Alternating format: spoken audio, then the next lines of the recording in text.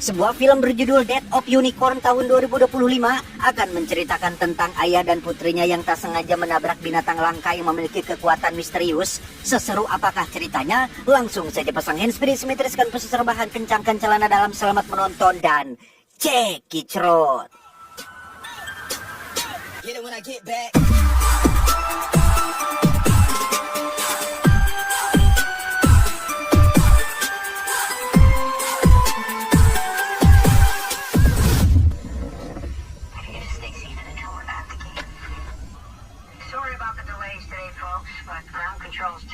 Kisah akan berfokus pada seorang ayah bernama Elliot, seorang pengacara yang sedang dalam penerbangan menuju ke kediaman kliennya, ditemani oleh anak gadisnya yang bernama Ridley yang sedang memujihnya puber sehingga ada beberapa butir jerawat yang tumbuh di wajahnya.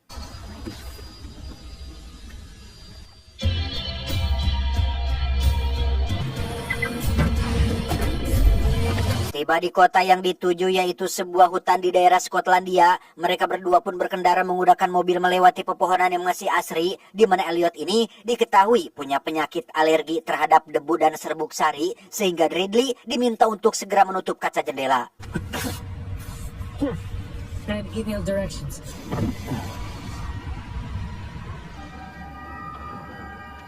Supaya waktu tidak terasa, Elliot pun mengobrol tentang istrinya alias ibundanya Ridley yang saat ini sedang dirawat di rumah sakit akibat penyakit yang sudah lama menimpanya. Yang tak lama, muncullah panggilan telepon dari kliennya yang meminta Elliot agar segera sampai, yang tepat saat sinyal sedang buruk dan Elliot bersin-bersin tak tertahankan, tiba-tiba... Oh my god, use some tissue.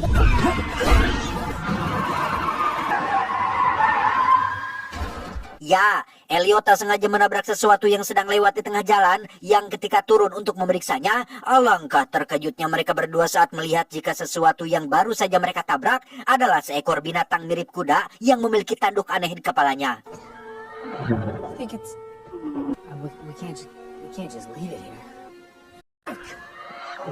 Dalam kondisi sekarat, tanduk binatang ini pun menyala yang membuat Ridley penasaran untuk menyentuhnya dan...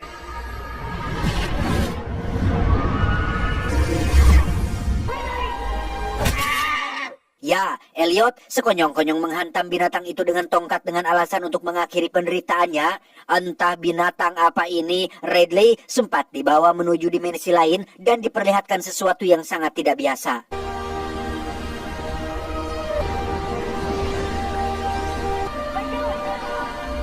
Singkat cerita, tibalah mereka di rumah mewah milik sang klien yang lokasinya berada di pegunungan jauh dari perkotaan, di mana mereka disambut oleh putra tunggal sang klien yang bernama Shepard, ini bebenguknya, dan ibunya yang bernama Belinda, termasuk sang klien itu sendiri bernama Odell, yang diketahui sedang sakit kanker stadium akhir, dan itulah alasan kenapa Elliot dipanggil ke sini untuk mengurusi warisan dan tetek bengek lainnya.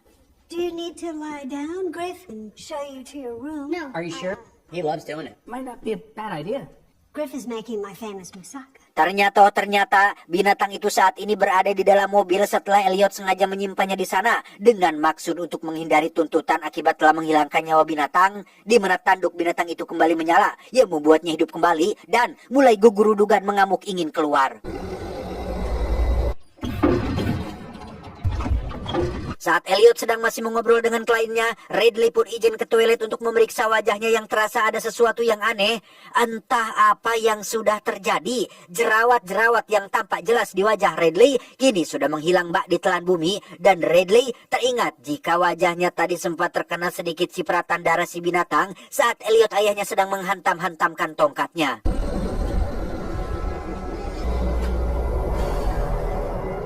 Sama seperti Ridley putrinya, Elliot juga sempat terkena cipratan darah si binatang yang tak sengaja masuk ke dalam matanya, di mana Elliot sama-sama mengalami hal aneh ketika matanya ujuk-ujuk burem padahal pakai kacamata, namun saat dibuka, matanya kembali sembuh dari minus dan tak perlu pakai kacamata lagi untuk membaca. Sorry. Power of attorney proxy agreements. I meditated on who might best liaise between... Si pelayan yang memiliki kepala botak pun mulai menyadari akan sesuatu yang ada di dalam mobil Elliot, sehingga dengan cepat mereka semua pun langsung keluar untuk memeriksa apa itu.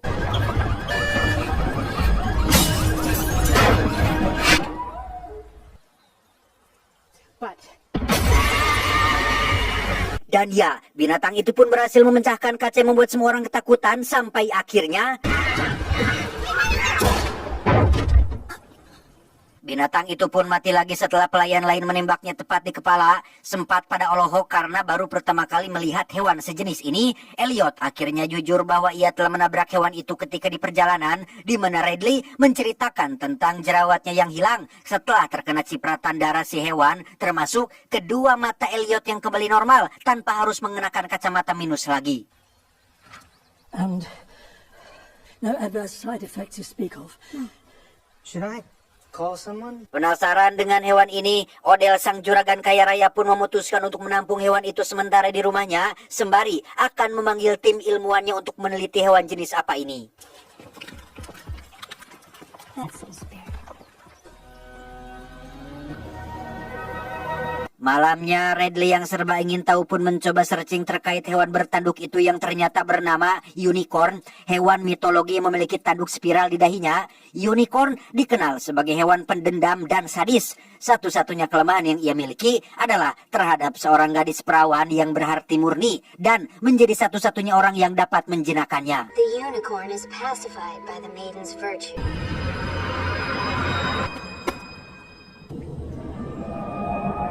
Tak lama, tim ilmuwan pun datang dan langsung menyeret Elliot dan Radley untuk diperiksa. Setelah melakukan pengecekan secara seksama, seorang profesor pun menemukan bahwa hewan unicorn ini memiliki struktur tubuh yang unik, terutama pada tanduknya. Terdapat semacam gelombang elektromagnetik yang terpancar dari tanduknya kemudian dialirkan ke seluruh sel-sel dan darah di tubuh unicorn tersebut. Dan mungkin itulah alasan kenapa jerawat Radley dan mata Elliot bisa sembuh. It's still firing bioelectrical signals to depolarize cells throughout the entire nervous system, which is... Entah ini ada kaitannya dengan kekuatan supranatural atau tidak, intinya tanduk dan seluruh bagian tubuh unicorn ini dapat menyembuhkan berbagai macam penyakit, termasuk mungkin juga dapat menyembuhkan penyakit kanker yang diderita oleh juragan OLED, sehingga untuk memastikannya, sang profesor akan mengambil sampel tanduk unicorn untuk kemudian dihaluskan dan akan diinfuskan ke dalam tubuh si juragan OLED.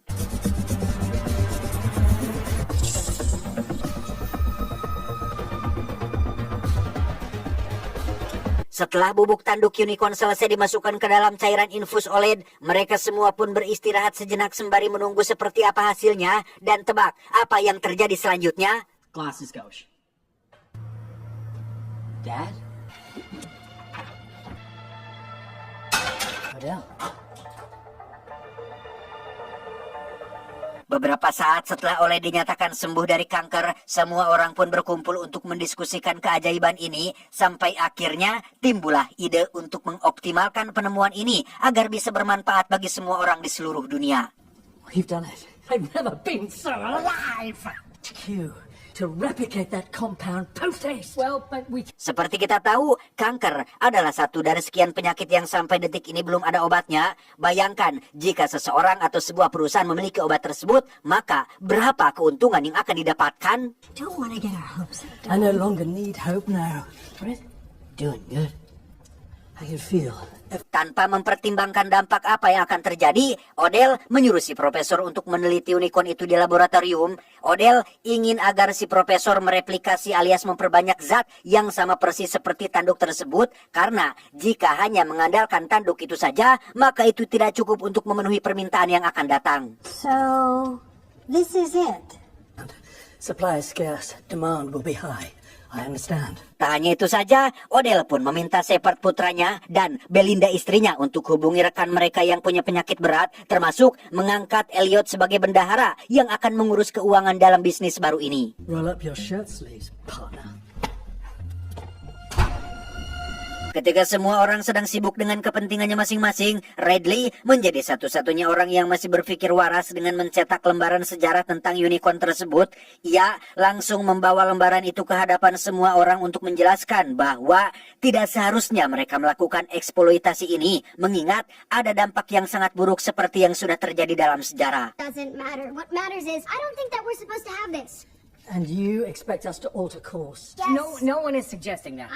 Tanpa memperdulikan apa dampak buruknya, Odell dan semua orang termasuk Elliot ayahnya tetap melanjutkan proyek menguntungkan ini, sehingga Radley yang hanya seorang gadis biasa pun tak berdaya untuk mencegah mereka semua. But you We're standing up for your... We don't need to perform for each other.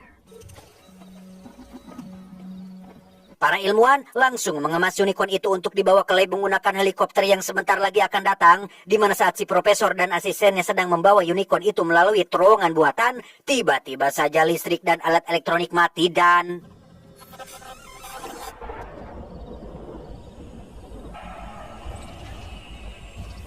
Khawatir dengan profesor dan asistennya, Elliot pun memutuskan untuk memeriksa keadaan mereka dan tiba-tiba...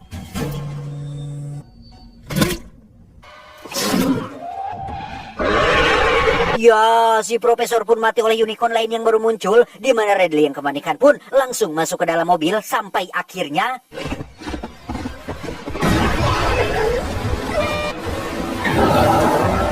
Melihat Radley diserang, seluruh tim keamanan pun langsung menembaki unicorn itu dari kejauhan. Sementara untuk Radley, ia berhasil diselamatkan oleh Elliot dan bersembunyi tepat di kolong mobil.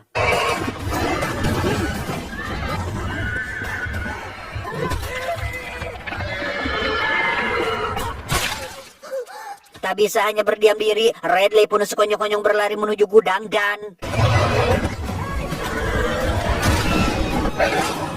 Entah apa yang terjadi, si unicorn dewasa itu pun mengacungkan tanduk bercahayanya untuk dipegang oleh Radley, tetapi...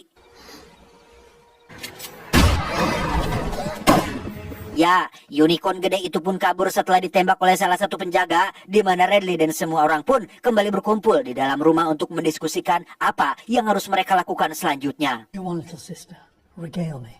I feel connected to that thing, like I have some sort of bond. And so you think that's why... Dari artikel sejarah yang sudah ia baca, Radley pun berteori jika unicorn gede yang barusan menyerang mereka adalah induk dari unicorn kecil yang sedang mereka tangkap, sehingga demi keselamatan bersama, Radley meminta Odell dan keluarganya untuk melepaskan unicorn kecil tersebut agar bisa kembali pada orang tuanya. I think it wants us to just leave its baby and go. An attack when Dr. Song was moving the young one, so... Dan bukannya segera menuruti saran dari Radley, Odell justru malah ingin menangkap unicorn dewasa itu ke dalam hutan, ditemani oleh anggota tim yang tersisa termasuk Elliot yang diberikan senjata. Mereka pun langsung meluncur ke hutan untuk memburu unicorn dewasa tersebut.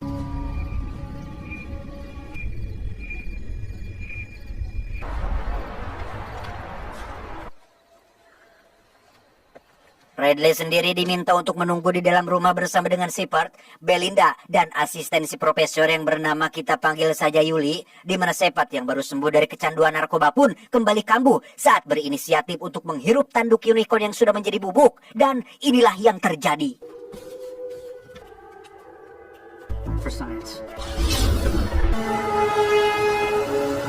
Di saat bersamaan, Yuli menemukan teori tentang tanduk unicorn yang menjadi sumber utama kekuatannya, sehingga daripada riweh membawa tubuh unicorn yang berat dan gagaribang, Yuli sekonyong-konyong memotong tanduk unicorn kecil itu agar lebih mudah untuk dipindahkan.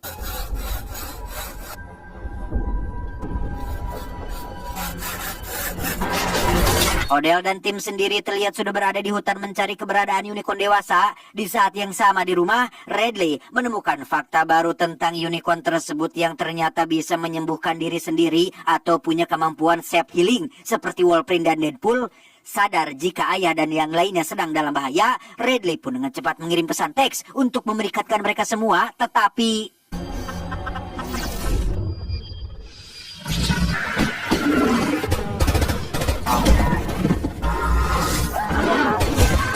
Setelah semua anggota tim tewas, Elliot dan Odell pun dengan cepat lari kembali menuju rumah. Namun unicorn dewasa itu terus mengejar dan alangkah terkejutnya mereka semua saat baru mengetahui jika ada 2 ekor unicorn yang sepertinya bapak dan ibunya. Dengan kepercayaan diri yang tinggi, Odell memilih untuk tetap tenang saat dikepung oleh kedua unicorn itu. Dan tebak apa yang terjadi?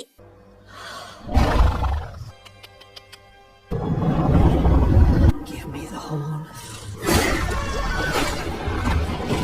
Ya, Odell pun tewas dan semua orang langsung masuk ke dalam rumah. Dengan fakta bahwa sudah banyak jatuh korban jiwa, mereka pun sepakat untuk pergi meninggalkan tempat ini dan mengembalikan unicorn kecil itu pada bapak dan ibunya, yang karena generator listrik mati, si pelayan botak pun mau tidak mau harus menjadi orang pertama yang keluar untuk membuka pintu gerbang secara manual. Thank you. You should be okay once you see the baby. Sebelum unicorn kecil dibawa keluar, Yuli pun memasukkan tanduk yang sudah terpotong itu ke dalam sebuah tabung kaca dan langsung membawa unicorn kecil menuju ke halaman belakang rumah. We'll drive down and get you as soon as the gate's open. Tepat saat si pelayan botak masih sedang memutar tuas pembuka gerbangnya, Yuli sendiri harus ketar-ketir sendirian saat kedua unicorn dewasa itu muncul di hadapannya. Sempat berhasil lari menuju dekat gerbang, Yuli harus berakhir secara mengenaskan karena... Coast is clear! Elliot, Radley, Belinda, dan Shepard pun terpaksa masuk kembali ke dalam rumah dan meninggalkan si pelayan botak tetap berada di luar. Di saat-saat krusial seperti ini, Shepard masih sempat-sempatnya mengkonsumsi bubuk tanduk yang sudah dihaluskan karena efek memabukkan yang ia rasakan 100 kali lipat lebih lezat dari barang haram konvensional pada umumnya. More than I ever could have possibly imagined.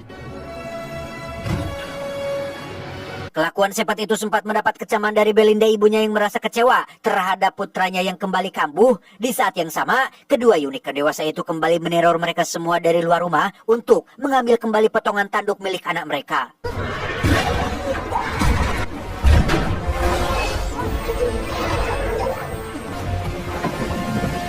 Ketegangan kembali terjadi saat Elliot dan Radley memilih bersembunyi di kamar lantai atas, sementara untuk Shepard dan Belinda, mereka tetap berada di lantai bawah dan bersembunyi di balik tiang. Karena yang Shepard pedulikan hanyalah tanduk itu, ia pun nekat mempertaruhkan keselamatan dirinya dan ibunya demi bisa mengambil tabung kaca berisi tanduk tersebut.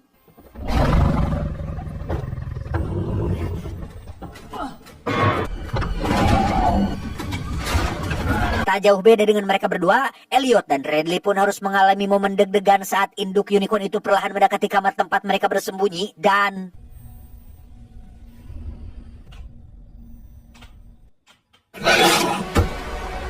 Menyadari ada sesuatu yang janggal, Radley pun curiga jika Elliot ayahnya telah mengambil sesuatu yang sangat berharga untuk kedua unicorn dewasa itu. Dan benar saja, Elliot akhirnya jujur bahwa ia diam-diam sudah mengambil tanduk itu dari dalam tabung kaca. Alasan kenapa ia melakukannya adalah untuk menyembuhkan penyakit ibu Radley yang sudah sakit-sakitan selama bertahun-tahun lamanya dan berharap dapat menyembuhkannya menggunakan tanduk unicorn tersebut. Either way, I'm sorry I'm the one you're stuck with. Di saat bersamaan, Shepard baru menyadari tentang tabungnya yang sudah kosong sehingga sekarang ia dan ibunya tak punya pilihan lain selain kabur dan menyelamatkan nyawa mereka. Bermodalkan tabung oksigen yang ia bawa, Belinda dan Shepard pun secara perlahan berjalan menuju pintu keluar, tapi tiba-tiba...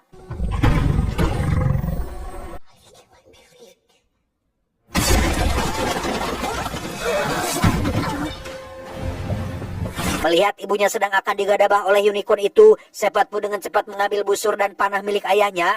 Dengan kain yang dibakar api, Shepard berniat memanah tabung oksigen yang dipegang oleh ibunya, tetapi...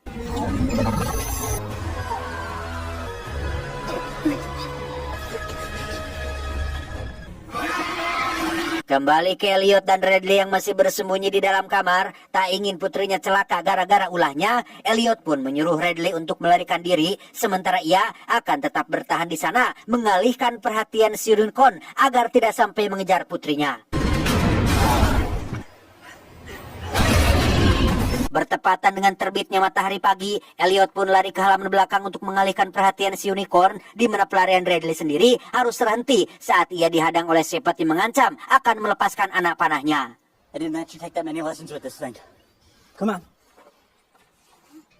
I don't think you want to do this. You don't know that. Tak lama, muncullah bapak unicorn yang baru keluar dari dalam rumah. Sempat ketar-ketir karena tidak mampu berlari lagi. Radley hanya bisa pasrah saat unicorn itu perlahan mendekatinya dan...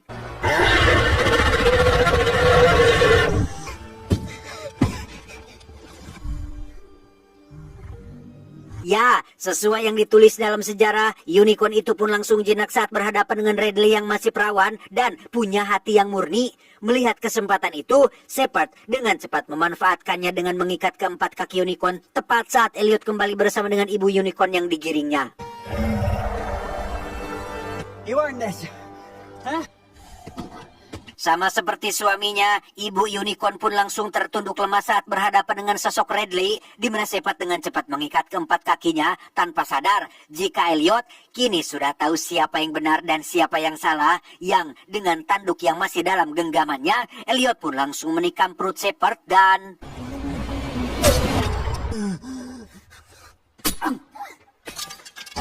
Setelah saling menikam satu sama lain, Shepard pun buru-buru bangkit saat melihat ibu unicorn berhasil melepaskan ikatan pada kakinya. Tapi tiba-tiba...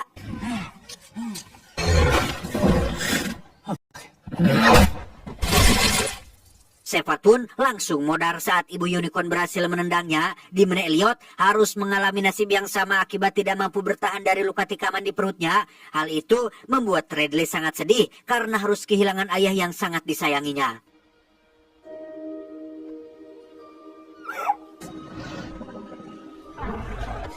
Tak lama setelah Elliot menghembuskan nafas terakhirnya, bapak dan ibu unicorn pun menyeret tubuh Elliot ke tengah-tengah untuk dibaringkan, di mana kedua unicorn ini pun saling menyentuhkan tanduk mereka masing-masing, dan inilah yang terjadi.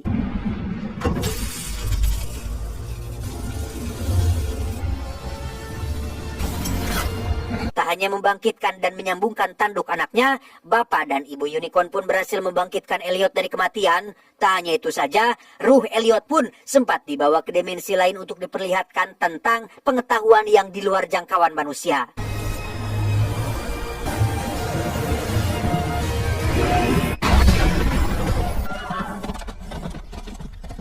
Tak lama setelah keluarga unicorn kabur, muncullah si pelayan botak bersama dengan seorang petugas kepolisian yang ia bawa dari kota. Dengan fakta bahwa hanya mereka berdua saja yang masih hidup, polisi pun membawa mereka ke kantor untuk diperiksa. Yang dalam perjalanan menuju ke sana, Elliot dan Radley pun melihat keluarga unicorn yang berlari mengikuti mereka berdua. Dan tebak apa yang dilakukan oleh para unicorn ini?